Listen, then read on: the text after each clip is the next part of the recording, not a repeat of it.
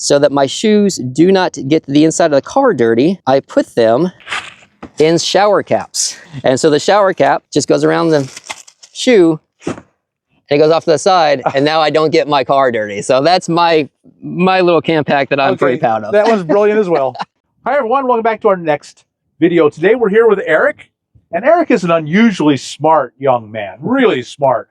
And great minds, as you know, do think alike. And so I'm in a Subaru Forester, and Erik is in a Subaru Forester. Hi, Erik. Hello, how are you? Welcome to the channel. Yes, thanks. And I'm really delighted to find someone else in a Subaru Forester and get to talk about it. So how long have you been on the road? Year and 8 months is the short answer. Good. That's a good time. You're getting to know it. And what do you think so far? It is definitely the life for me. There is, every time I go into a city, I actually just had to be in Phoenix, not for about a week or so. And every time I'm in a city, I'm like, why am I here? Other than work-related things, which is usually why I have to go there, I'm always like, oh, I just want to get back into the desert. I want to get back into nature. It allows me to see parts of the country that I used to only hear about, like Niagara Falls or Grand Canyon. I'm going back to the Grand Canyon in just a couple months. It allows me to just do so much. So I absolutely love this lifestyle. I always felt more comfortable when I'm in my unknown. When I don't know what's around the corner, for me, that is the element where I'm happiest and I just somehow fit. Right. And then the Subaru Forester helps you with that. It does. It's not a Jeep, but it can go backcountry pretty well. It can. Yeah. It allows me to get off the beaten path quite easily. I can get into cities and I can do some stealth camping when I need to, which I did, like I said, have to do for about a week now. It allows me to, get off the beaten path quite easily. So how are you supporting yourself while you're on the road? You're a young guy. Yeah, I actually have 4 jobs. So I stay busy, but mostly it's video editing. So I have a YouTube channel, and that is keeps me quite busy. If anyone like Bob can tell you, a YouTube channel is a 24/7 job, even when it's a small channel like mine. I'm not even nowhere near his, but it's still a 24/7 job. So I tell everyone your channel. Oh yeah, I have Escaping Normal Life. You can put escaping.normal.life or just type that into YouTube, and you'll absolutely find me. And I do all sorts of content about living in a car. And then I have a Fiverr account. And Fiverr is a website where people can contact you for freelance anything. And for me, it's video editing. And then I also DoorDash for a little extra cash, which is pretty convenient. So right now, Subaru is a great choice for that. Yeah, it's pretty good on gas mileage. Well, would it be okay if we took a look at your rig and see how you laid her out? I would love to share that. Now, a lot of people are out there saying, how can anyone live in a car, right? Even an SUV? Well, you know what? I ask myself that question every day. Me too. All my friends ask me. Yeah, exactly. Yeah. When I'm like, why am I doing this? But yeah, I love it. I love it. This is a 2020 Subaru. It's a sport trim. Show us how you've made it possible to live in a car. Absolutely. Especially being a little bit taller. Yeah, sure enough. So my driver's seat is not just my driver's seat, it's my workspace. It is where I watch movies. Up on the dash, I do have a little mount up there where I can watch movies. It's a magnet mount for my phone. My phone does have a magnet thing in the back of it, so it allows me to just connect there, and that's why, that's where I sit to watch movies. I often have to sit here in my driver's seat to do editing. I actually had to sit in a parking lot of an Aldi about a week ago in a major city and do an editing here. And then over here is my fridge. Now this is the EcoFlow Glacier. And what's great about this fridge is it actually is a dual zone. So I just lift up these ratchet straps, and there you go. So right now it's set up as just as a single fridge zone, but you can put this little divider thing in the middle of it, and it instantly creates a dual zone. There's an ice maker off to the right. So when you get in there and see to the right, it'll say ice maker on top of it. So I can be in the desert, in the heat, put some water in there, in about 20 minutes, I get 20 cubes of ice, which is pretty cool. My propane tank is mounted here for a few reasons. One, I did not want it in the car for safety reasons, right? It's gas. 2, it's very big and clunky, and when you're in a car, every inch of the space you have is necessary. I obviously have a roof box, and I didn't want to put this up there and have to take it down every day. It's kind of a hassle. Plus, I actually have 2 of these. I was given 2 of these by somebody, so I have another one up here because when this one goes out in the middle of cooking, which is when they always go out, I can easily just grab up there, grab the other one, pull down here. How it's mounted here, however, is really cool. I found this company called Overlanding, and I have no affiliation with them. I just think they're a great company. They specifically make what's called the rack wing. So this thing right here mounts with U-bars to the luggage rack of the car. And then it's got all these little like slots here on the side. And you'll see that on the other side of my car in a minute, I actually have water containers there, Rotopacks. And that's basically why the owner made it. He also has a Subaru. He has a Crosstrek, and he specifically makes these for Subaru vehicles. Obviously for Foresters, Outbacks, the Crosstrek. But he made it for water containers because water containers are such a big, again, thing that you have to carry in your car when you're overlanding. And as soon as I saw that, I was like, that is the solution I'm looking for my propane. I wanted something easy to get to that could be there all the time, that I can just hook up. These are some awning poles, not use them once. It's one of those things, you're like, I got that, I'm gonna bring them. Not use them once. So if this car ever makes it back to Florida, that's the first thing is going back into storage. And then the back of the car is my cooking setup and usually how I get into bed. Up here is my dry goods, and this is literally just a car organizer. When you find these online, they're usually positioned to put things like groceries in. What I did is I tied it down so it won't shift at all. That's really important, obviously, when you're in these conditions. And then it's on top of my kitchen. So what you do is just pull this out.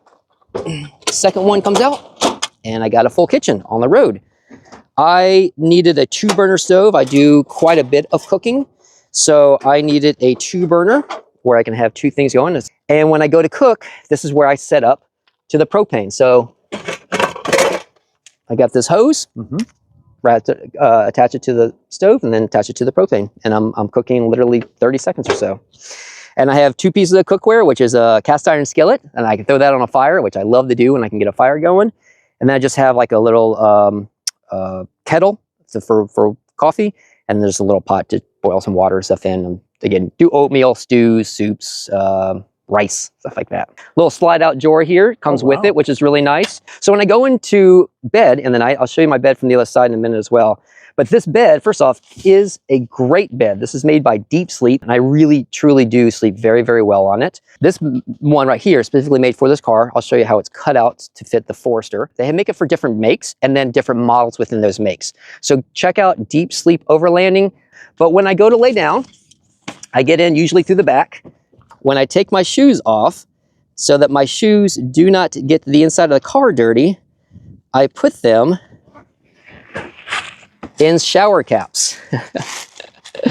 And so the shower cap just goes around the shoe and it goes off to the side, and now I don't get my car dirty. So that's my little camp hack that I'm pretty proud of. That was brilliant as well. Again, I am 6 foot tall, so when I get in, I do have to kind of dip my head a little bit, but it's not too much. All right.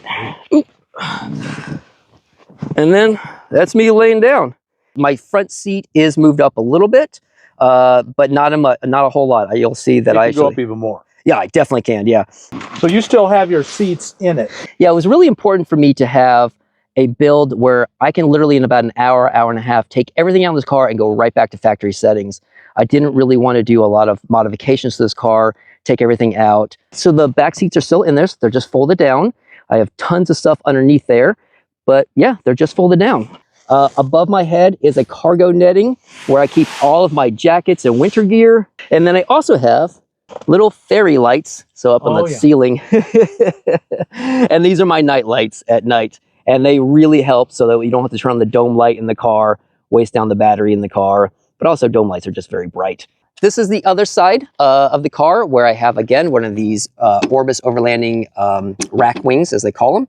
And this one, you can see, I'm carrying 4 gallons of water on the outside. This is Rotopacks.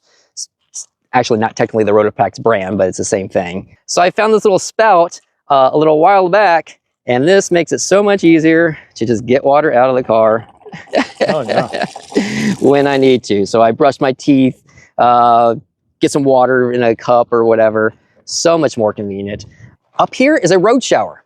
So what a road shower is basically a steel tube. It's black. When you fill it up with water, this one's 4 gallons, but they do make them larger. When you fill it up with water, the sun then beats down on this, heating that water up, and then you pressurize it with a bike pump, or I have an electric pump that I just use to fill up my tires with. And then I have an RV shower, and I'll put that on here, and then voila, I can take a shower outside. When I was on the East Coast, I used gym memberships. a lot for showers. So I'm part of Planet Fitness. But as I ventured out here out west, I know that I'll be getting into more remote places. Yep. And when the summer starts approaching, right now it's draining. But when I get back into the summer months and it starts warming up a lot, I'll fill that up. And I have no problem with taking a shower outside. I have no modesty.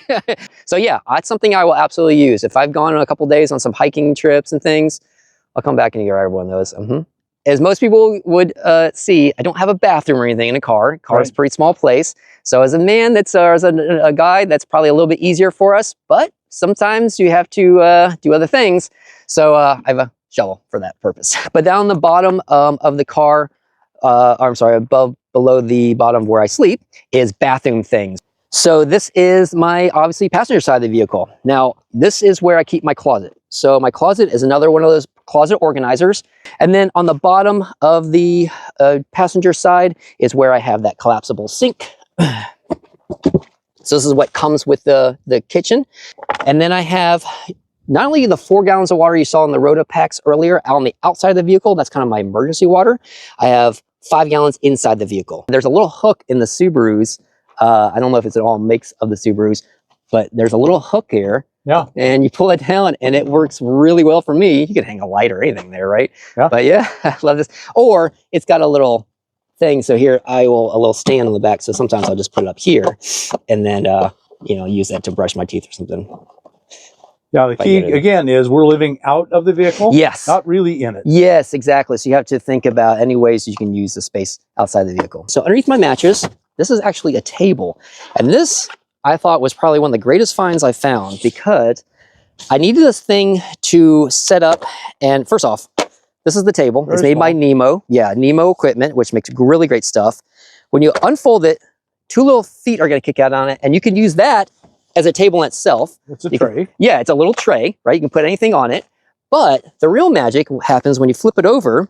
There's these feet that kick out, and like a tent, they just fold into themselves and then screw right on. So again, one of these, and I can basically do this one-handed. I'm doing it a little slow so it's caught on camera a little bit better, but I can put this up in just really a couple seconds.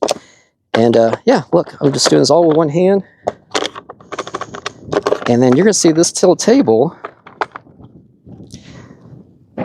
on the ground, sink, and then let me grab my water. And this is a 4 gallon thing of water. It's not light, but it's not super heavy, but there you go. And I just set up a place to wash my dishes. This is a EcoFlow, so the same company that makes my refrigerator, makes this a 110 watt solar panel, and it's one of those briefcase style that folds out. And this actually goes to my power station, so I can show you my power station. But yeah, this really comes in nice, and really nice days like this, when it's nice and bright out, I can set this up and then get some off-grid power. So you're charging your power station off of the battery when you drive and off the one. Exactly. And the power station is on the inside. You can peek around, and just to the right of the fridge, when you get in there, you'll see something like a white bar on it. That is the power station. It's an Anker Solix C1000. It's actually 1800 watts of power. So I don't know what the 1000 stands for, but it's a great power station. Well, Eric, thank you so much for sharing your home and your wonderful life and experiences with us. It's just been very, very valuable, and a lot of really great little tips that I think will be pretty important. So folks, hope you got something out of this video. If you did, like us on YouTube, subscribe to the channel, hit that thumbs up button, and we'll talk to you later. Bye now.